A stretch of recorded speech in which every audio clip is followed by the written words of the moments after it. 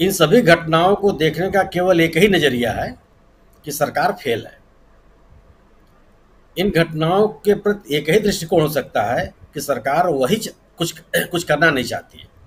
Governance के नाम पर इसकी उपलब्धियां शून्य हैं। जिस रेलवे के मुलाजिम की घटना का हम उल्लेख कर रहे हैं, यह मणिपुर की घटना का एक छोटा रूप है। अगर आप समुदायों में इस तरह की खाई को बढ़ावा देंगे, वैमनस्य को बढ़ावा देंगे, अविश्वास को बढ़ावा देंगे, घृणा को बढ़ावा देंगे, तो इस तरह घटनाएं सामने आएंगी ही आएंगी। जिस बात को पूरा देश कह रहा है कि मणिपुर की घटना कानून व्यवस्था की घटना नहीं है, उस तरह की घटना नहीं है जिस तरह की घटनाएं राजस्थान, छत्तीसगढ़, पश्चिम बंगाल, बिहार या देश के किसी कोने में हुए हैं। सुप्रीम कोर्ट ने भी इस बात को यही कहा कि कोई भी व्यक्ति जो इस घटना को समझना चाहता है, वह इन घटनाओं की तुलना, मणिपुर घटना की तुलना अन्य राज्यों की घटनाओं से नहीं कर सकता। कि किसी भी राज्य में समूह एक दूसरे के खिलाफ नहीं है, समूह एक दूसरे की जान लेने पर उतारू नहीं है। यह एक तरह की अपराधी घटनाएं हैं, कानून व्यवस्था की घटनाएं हैं, और उसमें भी कुछ घटनाएं ऐसी हैं जो फर्जी हैं, जिसको साबित नहीं कर पाया कोई, जो दो लोगों के झगड़े हैं या हुए ही नहीं है। तो सवाल यह है कि जो सुप्रीम कोर्ट ने जो कुछ भी कहा, कोई जवाब नहीं था सरकार के पास। क्या कोई यह व्यक्ति आज के समय में यह विश्वास कर सकता है कि सरकार कहीं पहुंचना चाहे वह नहीं पहुंच पाएगी? ये हुआ है कभी? तब अगर आप ये करने लगेंगे तब तो ढेर सारी चीजों के ढेर सारे एक्सक्यूज हैं। फिर तो सुप्रीम कोर्ट, हाई कोर्ट के जो निर्णय उसको लागू मत कीजिए कि इस समय तो लोगों के बीच नहीं पहुंच पा रहा हूं क्योंकि उसका वहां विरोध बहुत हो रहा है।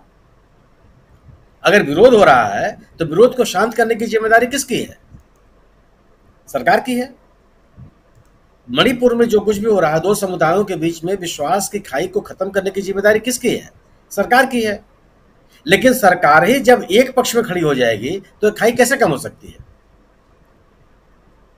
खाई को कम करती हुई सरकार की दिख रही है आपको? अगर इतने बड़े मसले पर जिसपे सर्वोच्च न्यायालय इतना गंभीर है, वो ये कह रहा है कि हम समिति बनाएंगे और समिति में एक महिला जज को हम शामिल करेंगे, इतने बड़े मसले पर माननीय प्रधानमंत्री जी संसद में आकर के कुछ बोलने के लिए तैयार नहीं है। क्या कभी हुआ है आज तक? इतनी बड़ी घटनाएं हो जाएं और किसी देश में, अपने देश में भी प्रधानमंत्री आके संसद को विश्वास में न ले, अगर संसद सत्र में चल रही है तो। और विपक्ष के ऊपर अपना टर्म डिक्टेट करे। संसद के ऊपर पहला हक विपक्ष का है, ये हम और आप नहीं कह रहे हैं, इसको महात्मा गांधी ने कहा है। और संसद को चलाने की जिम्मेदारी सरकार की है। दोनों सदनों के सभापति विपक्ष के संरक्षक हैं, सरकार के संरक्षक नहीं है वो। सरकार तो पूरे देश के संरक्षक है। हो क्या रहा है वहां?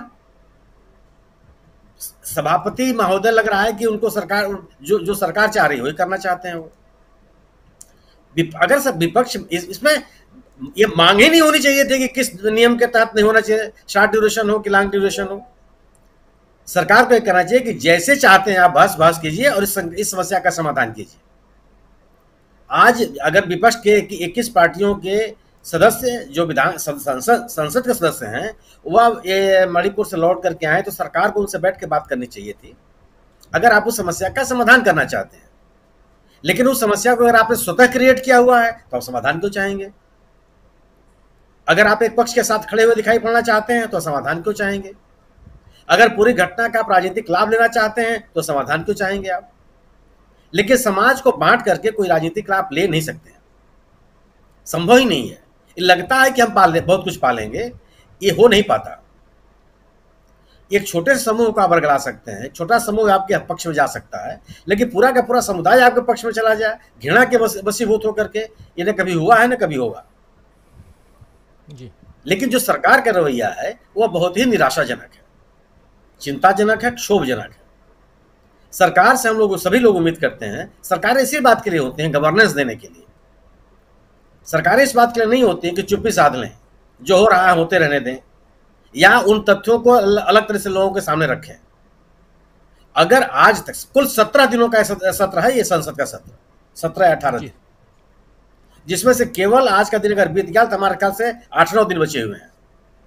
उसमें विश्वास प्रस्ताव पर भी चर्चा होनी है लोकसभा के अंदर, जिसके आज तक आपने दिन तय नहीं किया। किस संसदीय मर्यादा का पालन कर रहे हैं आप? क्या लोकसभा में अविश्वास प्रस्ताव आने के बाद लोकसभा की कार्रवाई संचालित करते रहना, बिलों को पास कराना, यह संसदीय मर्यादा है? जिस सरकार के खिलाफ विपक्ष अविश्वास प्रस्ताव प्रस्तुत कर दे और लोकसभा के अध्यक्ष उसको स्वीकार कर लें, उसके बाद उस पर बहस की तिथि न तय हो पावे, या कभी आज तक इसको संसदीय मर्यादा है? नियमों के आड़ में कर सकते हैं आप, नियमों के अनुसार 10 दिन के भीतर चर्चा होनी चाहिए, लेकिन मर्यादा क्या कहती है? मर्यादा तो कहती नहीं। और आज तक एक 28वां अविश्वास प्रस्ताव है, क्या आज तक कभी हुआ है क्या? और किस प्रधानमंत्री ने ऐसी घटनाओं पर आकर के सदन को विश्वास में नहीं लिया? ये अपनी पार्टी के ही प्रधानमंत्री जी का संज्ञान ले लें। 2001 में इसी मणिपुर की घटना को लेकर के अटल बिहारी वाजपेयी का रवैया क्या था? किस तरह से उन्होंने पूरे देश को विश्वास में लेने की कोशिश की।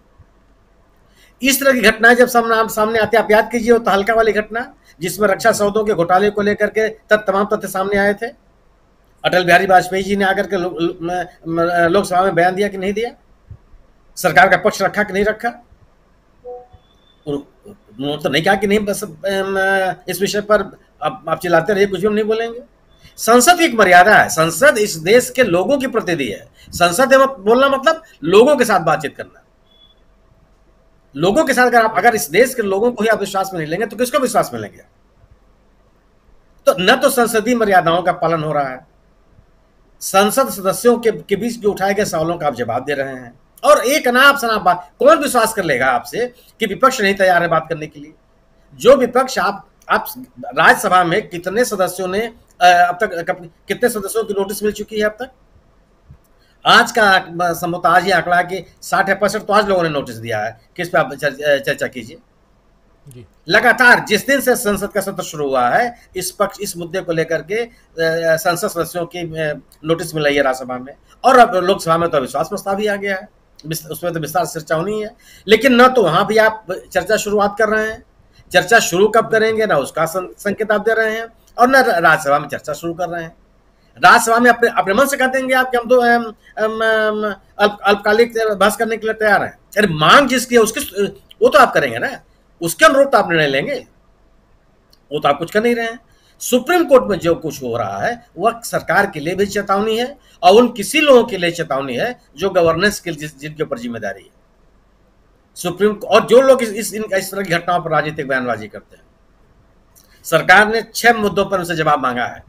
आपके एफिडेविट से नहीं काम चलने वाला है कि जो आपने एफिडेविट दिया और सरकार सुप्रीम कोर्ट ने मान लिया, और पूछा उनसे सब कुछ कि कितने FIR आपने जीरो से दाखिल किए हैं, अब तक कितने लोगों को आपने गिरफ्तार किया है, शांति बहाली के लिए आपने क्या किया है, जो लोग राहत शिविरों में रह रहे हैं उनके लिए आपने क्या किया है। तमाम तरह के 6 मुद्दों पर से एफिडेविट मांगा है, और कल ही मांगा है। सुप्रीम कोर्ट ने जो कुछ भी किया है यह भी सरकार के लिए एक तरह का संदेश है। एक जो बात महाराष्ट्र की हो रही थी राजीव जी, जिसपे आपने कहा कि शरद पवार जी के ऊपर हम लोग जो बात करते हैं, निश्चित रूप से पुरानी घटना है, अरे पुरानी तिथि है, और शरद पवार जी विपक्ष के साथ ही रहेंगे। लेकिन कुछ घटनाओं का बड़ा असर पड़ता है। जैसे आप याद कीजिए, इसी लोकसभा में मुलायम सिंह जी ने कहा था कि मैं चाहता हूं कि दोबारा प्रधानमंत्री बने नरेंद्र मोदी जी। मुलायम सिंह यादव कभी भारतीय जनता पार्टी की राजनीति नहीं करते रहे। मुलायम सिंह यादव कभी भारतीय जनता पार्टी के पक्ष में नहीं खड़े हो सकते थे। सदाशयता में दिया गया बयान आज तक विपक्ष के खिलाफ प्रयोग में होता है। कई चीजें जो दिखाई पड़ती हैं उसका संदेश चला जाता है लोगों के बीच में। मुलायम सिंह जी कभी नहीं चाहेंगे, अब तो दिवंगत हैं वो, उन्होंने इस सांप्रदायिकता के खिलाफ अपनी पूरी जीवन भर लड़ाई लड़ी है, और समाजवाद के लिए लड़ाई लड़ी है, सामाजिक जागरूकता के लिए लड़ाई लड़ी, सामाजिक न्याय के लिए लड़ाई लड़ी है। लेकिन सदाशयता में एक बयान उन्होंने दिया लोकसभा में, और यह बयान उनके मृत्यु पर्यंत भी विपक्ष का पीछा करता चला रहा है, और उससे मुक्त नहीं हो सकता। शरद पवार आज तक अपने जीवन के उत्तरार्ध में है, वो उन्होंने कभी भारतीय जनता पार्टी के साथ राजनीति नहीं की है, भारतीय जनता पार्टी के पक्ष में कभी खड़े नहीं हुए हैं, भारतीय जनता पार्टी के साथ मिलकर कभी चुनाव नहीं लड़े हैं, और लड़ेंगे वो, जो अब तक का उनका राजनीतिक रिकॉर्ड है। मेरे जैसा व्यक्ति यही विश्वास करता है।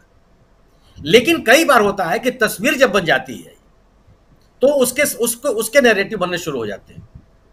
जो जिस की चर्चा दीपक जी ने की, जिस घटना जिसमें उनको लोकमान्य तिलक जी के नाम पर पुरस्कार दिया जाना है, शरद पवार का उस कार्यक्रम में जाना ही एक नैरेटिव बनने का काम करेगा।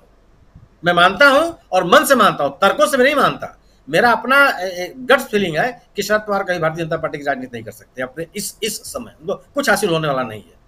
मैं भी मानता हूं कि जो उनका जन समर्थक है, जो समर्थक वर्ग है, उनको छोड़ के चला जाएगा जिस दिन उन्होंने बीजेपी की राजनीति की, बावजूद इसको राजनीति नहीं करेंगे। लेकिन इस तरह के समारोह में शामिल होना, जिस समारोह में वह व्यक्ति मौजूद हो जिसका आप जी जान से विरोध कर रहे हैं और सर पे चुनाव है, उनके साथ मंच शेयर करना, यह एक अलग तरह का राजनीतिक संदेश देता है। मैं गलत हो सकता हूं, लेकिन मेरी समझ ये कहती है। और मैं यही केवल कहना चाहता हूं कि जब आप न चाहते हुए भी ऐसे किसी बयान, ऐसे किसी समारोह में आपकी उपस्थिति हो जाती है जिसका राजनीतिक फायदा उठाया जा सकता है, तो उसको लोग खूब फायदा उठाते हैं और खूब कोशिशें होती हैं। अगर आप विरोध में हैं तो विरोध में हैं। अगर आप ये कहते हैं कि नहीं साहब, हम इस राजनीति और इस राजनीति में शामिल और इसी राजनीति का नेतृत्व करने वाले लोगों के खिलाफ मैं खड़ा हूं, तो मैं खड़ा हूं, अपना हाथ उठा के मैं कह रहा हूं कि मैं खिलाफ खड़ा हूं।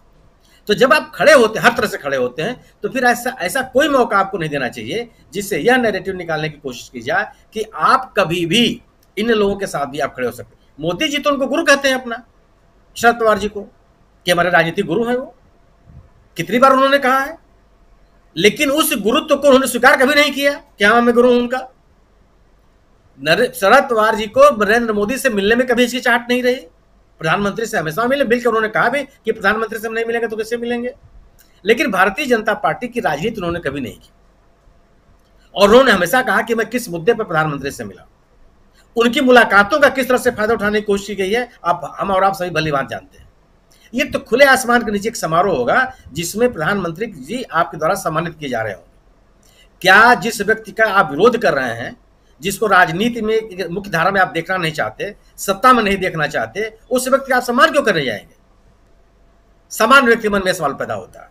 केवल इस लिहाज से बात जो चर्चा में है कि शरद पवार जी को वहां जाना चाहिए या नहीं जाना चाहिए, मेरे जैसे व्यक्ति के समझ में कि इस तरह के किसी समारोह में नहीं जाना चाहिए जिसमें ऐसी पार्टी के नेता का महिमा मंडन हो रहा हो जिसके खिलाफ में आप खड़े हैं, जिसके सत्ता के खिलाफ आप लड़ाई लड़ रहे हैं। यह आज जो स्थिति पूरे देश में बन गई है, इस दौर में इस सरकार की पार्टी, इस पार्टी के नेताओं के खिलाफ जो संघर्ष की स्थितियां हैं, उसमें कहीं भी शिथिलता वो जनता के मन में एक तरह का शंका पैदा करेगी। यह लड़ाई जितनी गंभीर होगी, भारतीय जनता पार्टी और सत्तारूढ़ दल के सामने उतनी ही ज्यादा चुनौतियां खड़ी होती चली जाएंगी और किसी भी तरह का संशोधन और किसी भी तरह की नरमी इस पूरी की पूरी लड़ाई को कमजोर